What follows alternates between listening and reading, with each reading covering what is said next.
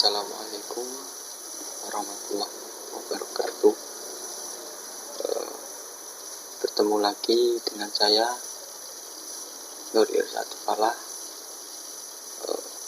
NIM saya 2021 33162.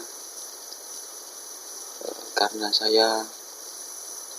NIM saya genap, maka saya akan mempresentasikan pertemuan kedua dan keempat. Ini saya mempresentasikan pertemuan kedua dengan judul transaksi bisnis. Oke, persamaan akuntansi ada aset. Aset adalah sumber yang dimiliki oleh perusahaan, kemudian sama dengan kewajiban. Kewajiban ini disebut juga dengan penjelasannya hak kreditor yang mencerminkan utang perusahaan. Kemudian ekuitas pemilik, yakni hak pemilik perusahaan.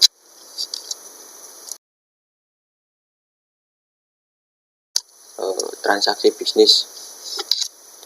Transaksi bisnis adalah peristiwa atau kondisi ekonomi yang secara langsung mengubah kondisi keuangan suatu entitas atau secara langsung mempengaruhi hasil operasinya.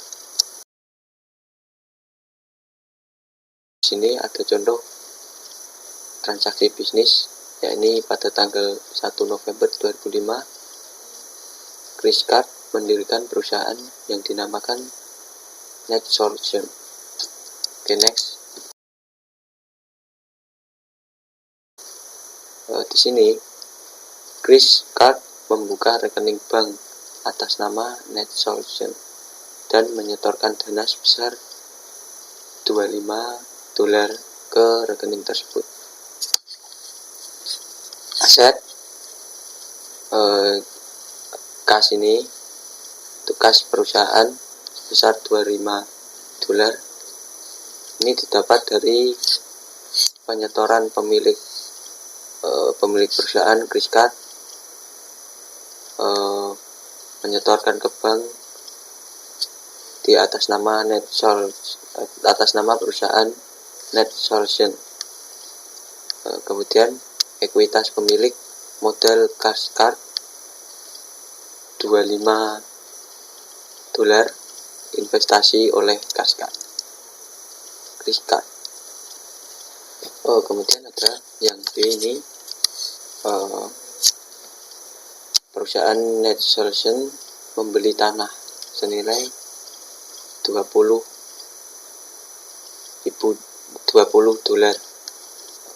Aset perusahaan, kasnya 25 tadi, karena membeli tanah kasnya berkurang $20 untuk pembelian tanah. Saldo kas menjadi $5.000 karena untuk pembelian tanah. Di sini ekuitas pemilik modal Chris Card masih $25, tapi di sini aset. Oke, selama bulan itu perusahaan Net Solution membeli perlengkapan secara kredit senilai 1.350. Jadi perusahaan dimodali sebut saja si A,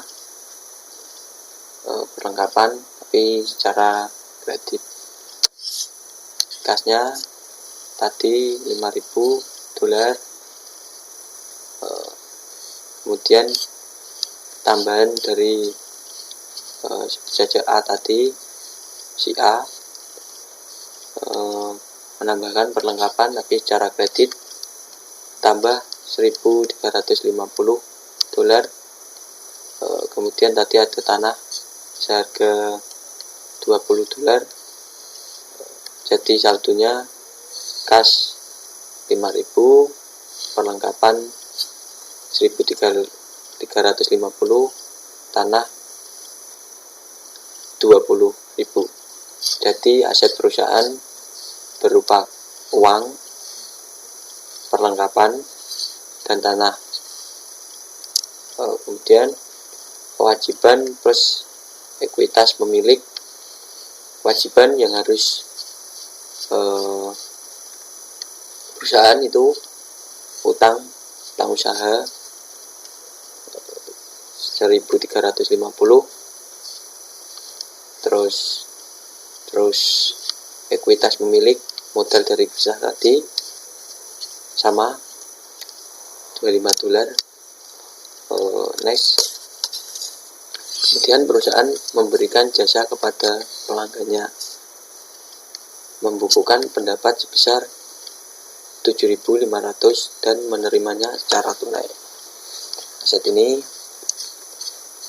kasnya yang tadinya $5.000, ketambahan dari membekukan pendapat, yakni sebesar 7.500. Saldonya menjadi $12.500. Perlengkapannya tadi masih 1.350, tanah juga senilai 20.000. Kewajiban plus ekuitas pemilik utang usaha masih sama 1.350. Nah, ini yang berubah modal dari Chriscard. Modalnya dia berawal dari $25, bertambah dari pendapatan ini sebesar 7.500 pendapatan jasa. Total modal 32.500. Next. Kemudian lanjut perusahaan net solution membayar beban-beban sebagai berikut. Perusahaan itu mengeluarkan gaji $2.125, kemudian ada sewa 800, kemudian utilitas 450, dan rupa-rupa 275. Dan asetnya, aset perusahaan kas, saldonya yang tadi 12.500 itu dikurang $3.650. Ini didapat dari total dari pembayaran beban-beban berikut ini. Ada gaji, sewa, utilitas, dan rupa-rupa. Totalnya 3.650. Kas memiliki saldo 8.850. Perlengkapan masih sama, tanah tadi seharga $20. Kemudian kewajiban plus ekuitas pemilik utang usaha masih sama.